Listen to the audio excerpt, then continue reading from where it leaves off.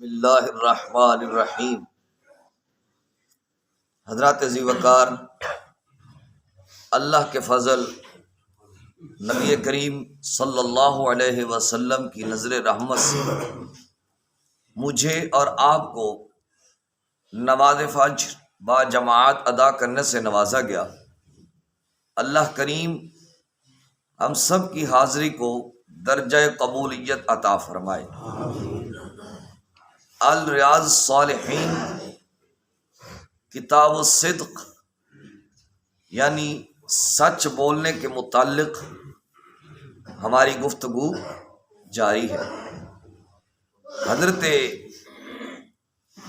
حسن بن علی بن ابی طالب ایک حدیث روایت کرتے ہیں کہ نبی کریم صلی اللہ علیہ وآلہ وسلم نے ارشاد فرمایا، جو چیزیں تجھے مشکوک لگیں یعنی ان کے حلال اور حرام ہونے میں شک پایا جائے ان کو چھوڑ دو، اور جو چیزیں مشکوک نہ ہوں یعنی ان کے حلال اور حرام ہونے میں کسی قسم کا شک موجود نہ ہو تو ان کو اختیار کر لو۔ اور فرمایا سچائی یعنی سچ بولنا، اس سے دلوں کو اطمینان حاصل ہوتا ہے، دلوں کو اطمینان حاصل ہوتا ہے، اور جو جھوٹ ہے یہ بندے کو ہلاکت کی طرف لے کے جاتا ہے۔ جو بندہ سچی گفتگو کرتا ہے، سچی بات کرتا ہے، اس کو کسی قسم کا کسی کا ڈر نہیں ہوتا، کیونکہ وہ سچا ہوتا ہے اور اس کا دل مطمئن ہوتا ہے۔ دیکھیں نا، نبی پاک صلی اللہ علیہ وسلم کی بارگاہ میں ایک صحابی حاضر ہوئے، آقا دو عالم علیہ السلام نے فرمایا نیکی اور گناہ کے بارے میں پوچھنے آئے ہو؟ جی یا رسول اللہ۔ فرمایا جس کام پہ دل مطمئن ہو جائے وہ نیکی ہے، اور جس کام پہ دل مطمئن نہ ہو وہ گناہ ہے۔ تو سچ بولنے پہ بندے کا دل مطمئن ہوتا ہے یا نہیں ہوتا؟ ہوتا ہے۔ تو ظاہر ہے چونکہ سچائی ایک نیکی ہے نا، تو اس سے بندے کے دل کو راحت پہنچتی ہے، بندے کا ضمیر مطمئن ہوتا ہے، اور بندے کو سکون میسر آتا ہے۔ اور جو جھوٹا بندہ ہوتا ہے نا، وہ ایک جھوٹ چھپانے کے لیے 100 جھوٹ بول دے گا، اور جو چیزیں مشکوک ہوں یعنی ہمیں شک پڑتا ہے کہ یہ حلال ہے یا حرام ہے تو ان کو بھی چھوڑ دینا چاہیے، اور جن کے اندر شک نہ ہو ان کو اختیار کر لینا چاہیے۔ آقا دو عالم صلی اللہ علیہ وسلم ان الحلال بین و ان الحرام بین، حلال بھی واضح ہے اور حرام بھی واضح ہے۔ کچھ چیزیں ان کے درمیان میں ہیں، وہ مشتبہات میں سے ہیں، اور جو بندہ ان میں پڑ گیا وہ حرام میں ہی پڑ گیا۔ لہذا جو چیزیں مشکوک نظر آئیں ان کو کبھی بھی اختیار نہیں کرنا چاہیے، بلکہ ان کو چھوڑ دینا چاہیے، اور جو چیزیں مشکوک نظر نہ آئیں ان کو اختیار کر لینا چاہیے۔ اگلی حدیث پاک حضرت ابو سفیان رضی اللہ تعالی عنہ سے روایت ہے۔ یہ ایک لمبی چوڑی بات ہے۔ یہ روم میں گئے تھے، ابھی تک انہوں نے اسلام قبول نہیں کیا تھا، تو وہاں کا جو بادشاہ تھا ہرقل، اس کو پتہ چلا کہ کچھ لوگ آئے ہیں، اور ان کے علاقے میں ایک بندہ ہے جس نے نبوت کا دعویٰ کر رکھا ہے، اور ابو سفیان ابھی تک تھے کافر۔ اس نے اس قافلے کو طلب کیا اور اس نے کہا کہ تم میں سے کون زیادہ ان کے قریب ہے؟ تو ابو سفیان نے کہا میں زیادہ قریب ہوں، کیونکہ ابو سفیان کی بیٹی حضرت ام حبیبہ حضور کے نکاح میں تھی، ٹھیک ہے؟ تو اس نے کہا میں تم سے کچھ سوال کرنا چاہتا ہوں، تم نے سچ سچ بتانا ہے۔ انہوں نے کہا میں سچ سچ بتاؤں گا۔ وہ اس وقت کافر ہو کے سچ بول رہے تھے، آج ہم مسلم ہو کے اسلام کا اپنے اوپر لیبل لگا کے اور حضور کے امتی ہونے کا دعویٰ کر کے ہم جھوٹ بولتے پھرتے ہیں۔ ہمیں شرم آنی چاہیے اور ہمیں اپنے کردار پہ غور و خوض کرنا چاہیے کہ وہ کافر ہو کے سچ بول رہے ہیں، ابھی تک انہوں نے اسلام قبول نہیں کیا۔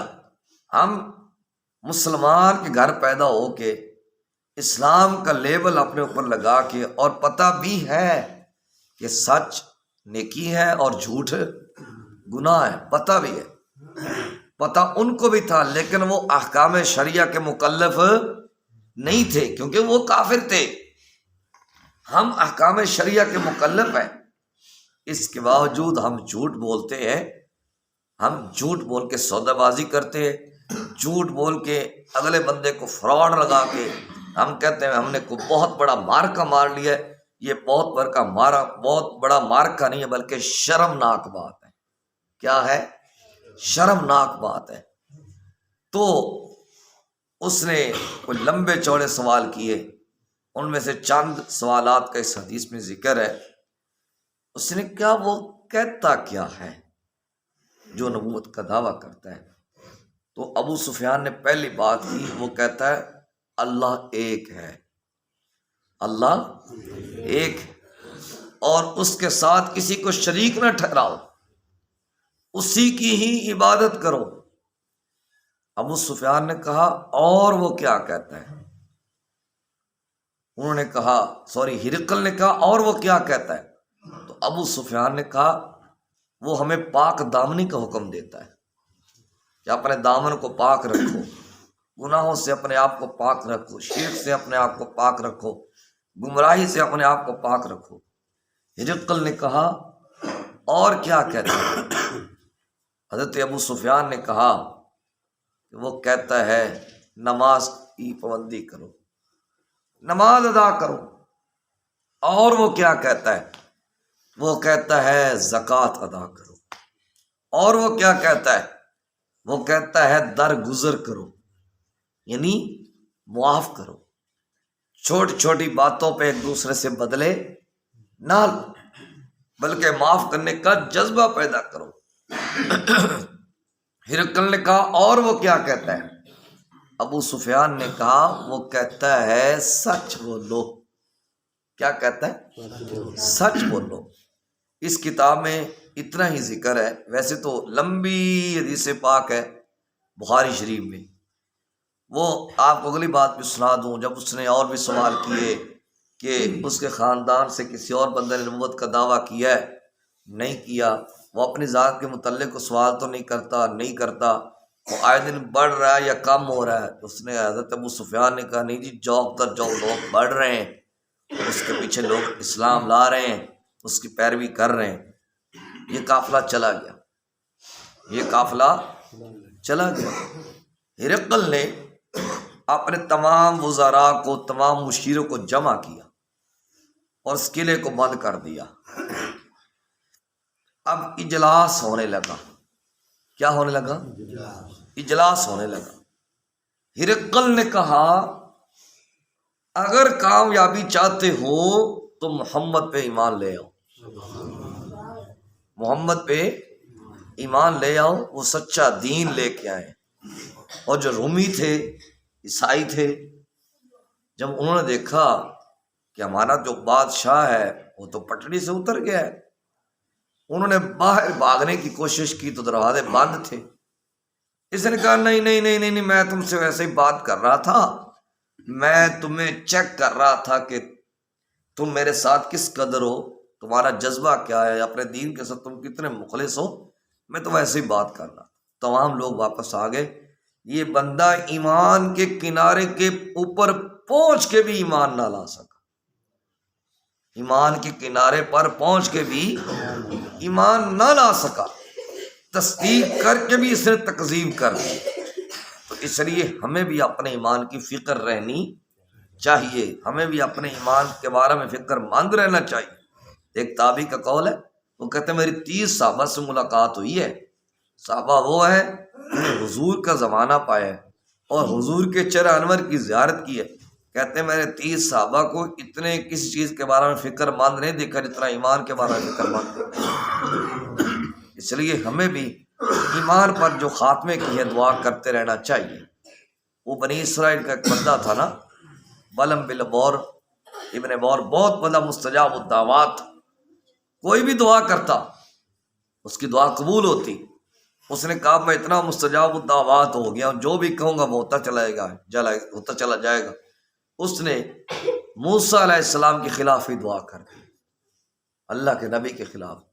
پھر اس کی زبان لٹک گئی اور وہ مٹی چاٹتا تھا، اور اللہ نے قرآن میں اس کی مثال بیان کی ہے، فَمَثَلُهُ كَمَثَلِ الْكَلْبِ، اس کی مثال کتے کی طرح ہے، اس کی مثال کتے کی طرح ہے۔ اتنا بڑا عابد ہو کے، اتنا بڑا زاہد ہو کے، متقی ہو کے، اس کا خاتمہ ایمان پہ نہ ہو سکا۔